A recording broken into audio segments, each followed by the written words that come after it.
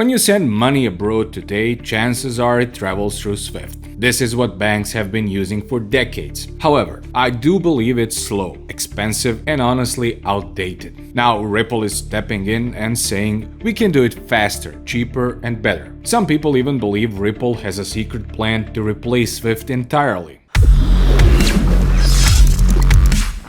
Welcome back to Captain Altcoin.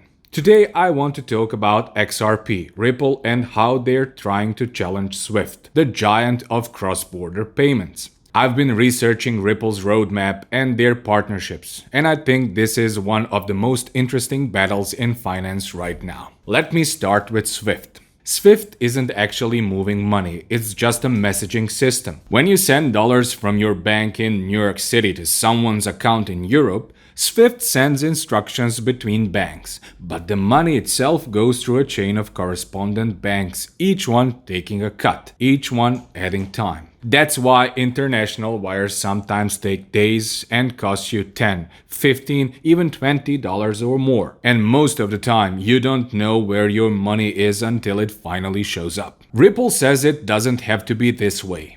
They built RippleNet, a payment network that actually moves value, not just messages. And it can settle a transaction in just a few seconds. Instead of waiting days, you could send money abroad and have it land in the recipient's account almost instantly. Ripple also created something called on-demand liquidity, or ODL. This is where XRP comes in. With ODL, XRP acts like a bridge currency. So, if I want to send dollars to the Philippines, my bank can convert US dollars into XRP, move it across the XRP ledger in 3 seconds, and then convert it to pesos on the other side. No need for pre-funded accounts, no frozen capital sitting in the foreign banks. And because it's all happening in real time, the risk of XRP's price moving during the transfer is basically zero. Ripple's CEO even predicted XRP could take as much as 10 to 14% of SWIFT's transactions volume in just a few years.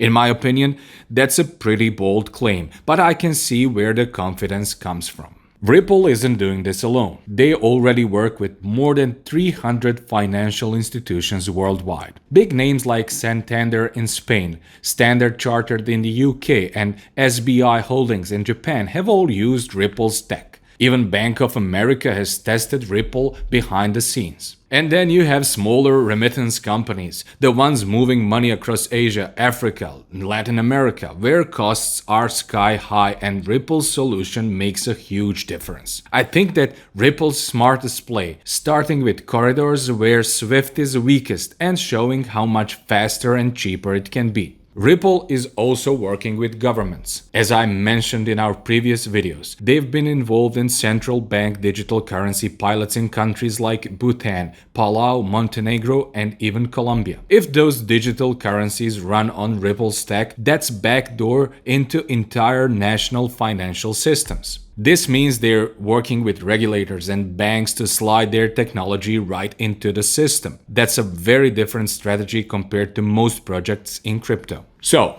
why does all this matter? Because the world is shifting to real-time payments. We expect emails in seconds, streaming instantly, news is all over us minutes after they happen, but money still crawls through a 50-year-old network. Ripple is betting that banks and even governments are ready for a change, and XRP is at the heart of that bet. If Ripple succeeds, XRP stops being just a speculative token and becomes a piece of global payment infrastructure. Now, I'll be honest with you, this won't happen overnight. In fact, I'm not sure it will happen at all. SWIFT is massive. It connects over 11,000 institutions and moves more than $150 trillion a year. Banks trust it. They've used it for decades. Ripple has a mountain to climb to even take a slice of that. And let's not forget, SWIFT isn't just relaxing because of their monopoly. They're upgrading too, testing blockchain integrations and instant settlement options.